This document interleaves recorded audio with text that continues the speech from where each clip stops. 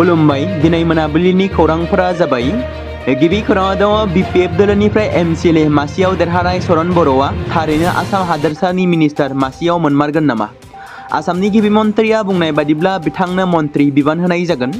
मख'नो गोनांदि सरन बर'आ BPFनि मासबाद बिधानसभा बियाबनि MLA महरै मासि थानायखौ नोजोर होनानै आसाम केबिनेटआव सोफादेरनायनि सावरायनाया दासान्दि सोलिगासिनो दङ, जेराव बिथांनो मोनसे बिफानाव मिनिस्टार होनाय जागोन होनना मिथिमोनदों। नैथि खौराङाव दङ मोनसे गिख्रंथाव जाथाय। आसामनि तिनिसुकिया जिल्लानि भारतारि रौनिया केम्पआव गिख्रंथाव उदखारि गाग्लोबनाय जाथाय जादों।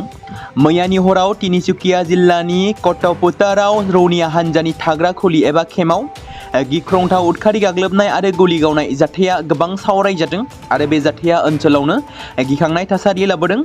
जाय जाथायखौ लानानै ओनसोलनि सुबुंफ्रा गिखांनाय थासारिजों भुगिनांदों आरो सुलुंनिफ्राय मिथिनो मोननाय बायदिब्ला बे जाथायाव गोबां सोदोब खोनादों, जेराव हर गेजेरनि समाव जानाय बे गाग्लोबनाय जाथायाव गोबां गुलि गावनाय आरो गोबां ग्रेनेड बेरफ्रुनायनि सोदोबफोरा ओनसोलनाङैनो गिखांहोदों आरो रिंखांदों, जायनि जाहोनाव ओनसोलनि सुबुंफोरा सांग्राङै थानो गोनां जादोंमोन। मिथिनो मोननाय जादोंदि बे गिख्रंथाव गाग्लोबनाय जाथाया थाद'नाय गैयै 1 घन्टासो गुलि गावनाया सोलिबाय थादोंमोन। जाय गाग्लोबनाय जाथायाव 3 भारतारि रौनियाया जोखोम जादों होननाबो मिथि मोननाय जादों।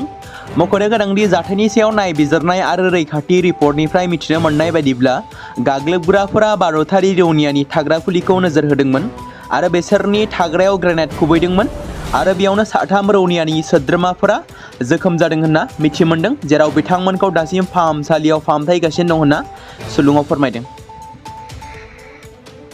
थामथि खौराङाव दङ अरुणिमा कुमारा किं चार्लेस बिमुंजों ब्रिटिश एम्पायार मेडेल BEM जों मान होजाना जारिमिन सोरजिदों। मिथिनो मोननाय बायदिब्ला ब्रिटेननि कुचिपुड़ी मोसागिरि अरुणिमा कुमारा राजा चार्लेस III जों मानगोनां ब्रिटिश एम्पायार मेडेलजों मान होजानानै गिबिसिन जारिमिन सोरजिदों। गोबां जाफुंसारबोनायजों कुमारा कुचिपुड़ी हारिमुखौ लानानै दावगाबोदों आरो बे आगानखौ मोननो हादों बिथांजोआ। ब्रैथि खौराङाव दङ थांनाय 3 आरो 4 दानसो सिगाङाव BTCनि माखासे ओनसोलजों लोगोसे आसामनि गुबुन गुबुन इउनिसेक्स सेलुन आरो पार्लारफोराव समाजनि बेरेखा आयेननि बेरेखायै गाज्रि फालांगिरि खालामनायनि दायाव गोबांथार लाइमोनफोरखौ माहारियारि आफादनि मददजों पुलिस बिफाना हमबोदोंमोन। बेनि अनगायैबो आसामनि माखासे जिल्लाफोर जेरै गुवाहाटी, जरहाटनि अनगायैबो गोबां जायगाफोराव समाजनि बेरेखा हाबा मावनायाव लोब्बा थानाय माखासे लाइमोन हौवा आरो हिन्जावफोरखौ एरेस्ट खालामबोनायखौ जों नुनो मोन्दों। BTCनि क'क्राझार, चिरां आरो बङाइगावनि माखासे इउनिसेक्स सेलुन आरो पार्लाराव खमैबो दासिम 20निबो बांसिन सुबुंफोरखौ एरेस्ट खालामबाय होनना मिथि मोन्दों। बे खेबावबो नुजादों मैया बङाइगावआव, जेराव मैया बङाइगावनि सासे थागिरि आइजोआ अजद होनाय बायदिब्ला नर्थ बङाइगावआव थानाय बेबी डल इउनिसेक्स सेलुन एन्ड स्पायाव माखासे सुबुंफ्रा फैनानै पार्लाराव गोबाव समनिफ्रायनो गाज्रि खामानि मावगासिनो दं। बेबादि बिथांजोआ फोरमायो। बेबायदिनो आइजोनि अजद बायदियै पुलिस बिफाना पार्लारनि दरजाखौ सिमफायनानै पार्लाराव हाबनानै नागिरनाय हाबाफारिखौ जागायो, जेराव बे नागिरनायावनो माखासे अजद गोनां मुवा बेसादफोरखौबो बोखांनो हादोंमोन। गाज्रि खामानि मावग्राफ्रा माखासे सान सिगांनो जायगानिफ्राय गोजान जानानै पार्लारनि दरजाखौ बन्द' खालामनानै गालांदों होनना आइजोआ फोरमायथिबावदों। आसाम नागालेण्ड सिमायाव गोबां समफोरावनो दावराव-दावसि जाबाय थानायखौ मिथिनो मोनबाय थायो। बेबायदिनो बृहस्पतिबारखालि सानजौफुनि 2 रिंगासो समाव आसाम नागालेण्ड सिमाजों ससे थांनाय लामा गलाघाट जिल्लानि चुंगुजगाजन जिल्लानि बि सेक्टरनि दुर्गापुरानि 1 नंआव नागा दुथांफोरनि मोनसे हानजाया सासे सुबुंखौ लांखारनो नाजादोंमोन। जाथायनि बागै खौरां मोननाय बायदिब्ला बेलासिनि 2 रिंगासो समाव दुर्गापुरा 1 नंनि पाकां लामा मुंनि सेंग्रानि गलायाव नागा दुथांनि माखासे सुबुंफ्रा गारिजों फैनानै हानजायै फैनानै बिथांखौ लांनो नाजादोंमोन आरो पिस्तल दिन्थिनानै दखानाव हाबदोंमोन आरो बिखौ माखासे गाज्रि रावजों बुंनानै गालांदोंमोन। पाकां लामाखौ गाज्रि बुनानै गालांदोंमोन आरो बे समावनो जाथायनि उनाव पुलिस आरो खुंथायारि मावथिफोरा जाथायथिलियाव सहैदोंमोन। जाथाय जानायखौ खौरां मोननाय लोगो लोगो पुलिसआ गासै जाथायनि सायाव नायबिजिरगासिनो दं होनना मिथि मोनदों। बाक्सानि जाथायाव लोब्बा थानाय 19 दायनिगिरिफोरखौ पुलिसआ सिनायथिनो हादों। फारसेथिं पुलिसआ बे जाथायखौ लानानै मोनसे गोलाव फारिलाइ फोसावनानै होदों दि बृहस्पतिबाराव पुलिसआ 19 दायनिगिरिफोरनि गेजेराव 3खौ खानो हादों। हमजानाय सुबुंफोरनि मुंखौ अहिला मिया, रमेश आली आरो निकासिर कादर आली होनना सिनायथि मोनदों। दासान्दि बाक्सा जिल्लानि जाथायनि सायाव 16सो दायनिगिरिफ्रा दासिमबो खारखोमानानै दं।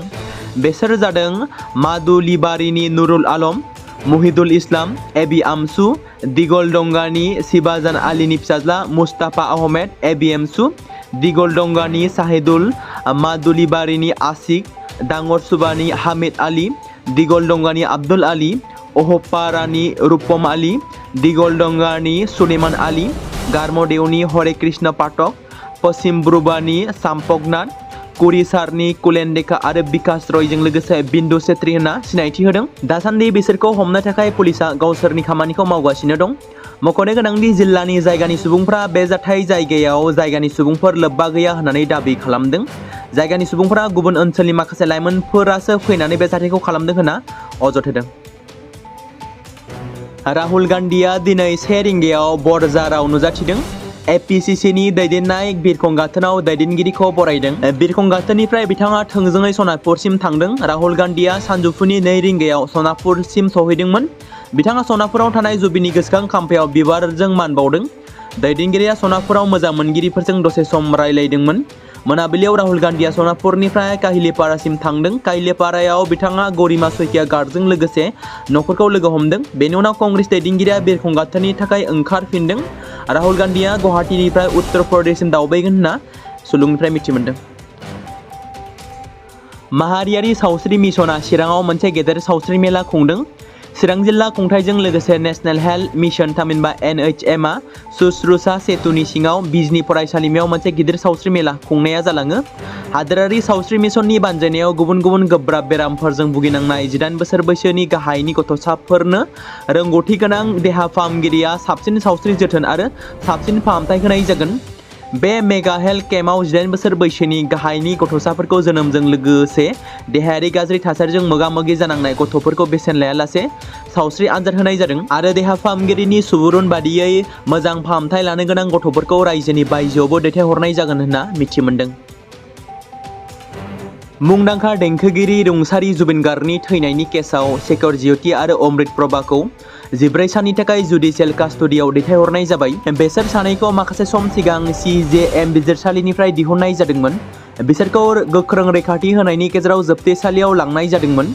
बिजिरसालियाव लांनायनि सिगां बिसोरनि देहायारि आनजाद नायनायखौ फोजोबनाय जादोंमोन। बिसोरखौ मरिगाव एबा डिब्रुगड़ जोबथेसालिसिम लानो थांनाय सम्भावना दङ, बे बाथ्राखौ मिथिनो मोननाय जादों।